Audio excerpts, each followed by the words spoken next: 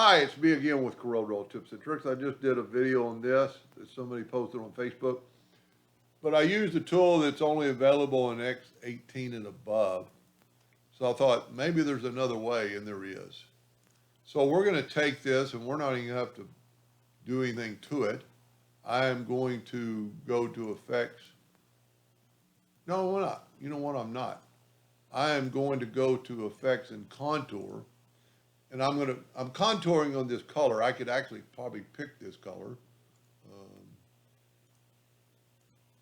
There we go. And it contoured the outside. Now I'm going to break the contour apart. I'm going to get rid of our black and nudge it over. And remember, nudge and don't move. I'm going to Control D and make a duplicate. And I'm going to move our new contour to there. Now I'm going to get the blend tool right here, and I'm going to grab that, and I'm going to blend it. That's really all it took. Now, and it's pretty, I only blended it 20 times, but it's plenty sharp. And then you will just move your letters back, and that looks pretty close. Now, in this case, it is completely opposite because it's on a red. It's just this color here that is, actually I should have blended it in that color, I guess. And let's do that. Let's back up here and contour in that color. I was thinking it was red. So now let's get our fill eyedropper and let's pick that color, and it contoured that color. Now what I want to do is select it, go up to Object, Break Contour Part. Let's nudge our text out of the way. Let's Control D and make a duplicate and just move it out of the way ever so slightly. And you can move it left or right a little bit. And then let's zoom in here. And let's take the blend tool and go from that one to that one.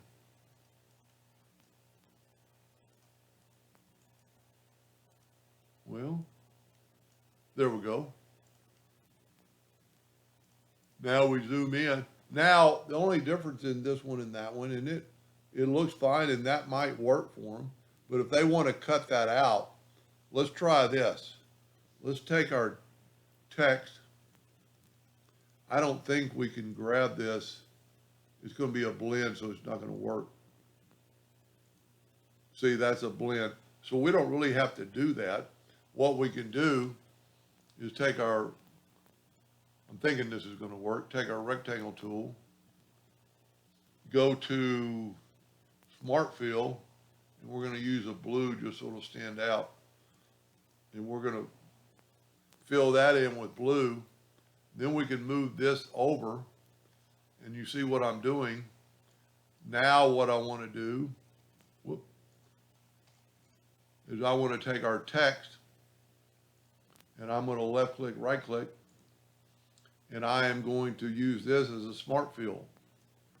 So I'm going to grab my smart fill tool, grab the eyedropper, get this color, and fill that in. Of course, I have to do just like I did in the previous video. But this way, the letters are the same color as our background, and we'll prove that in just a second. Now we can take away our blue box and make a rectangle and actually fill it in with the Smart Fill tool to fill in the entire thing with that color.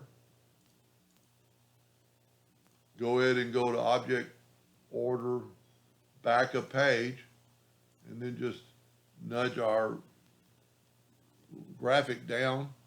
Do like we did before and right click, take away the outline. And so this is if you do not have the block shadow tool. Pretty cool effect. Hope that helped. Thank you for watching.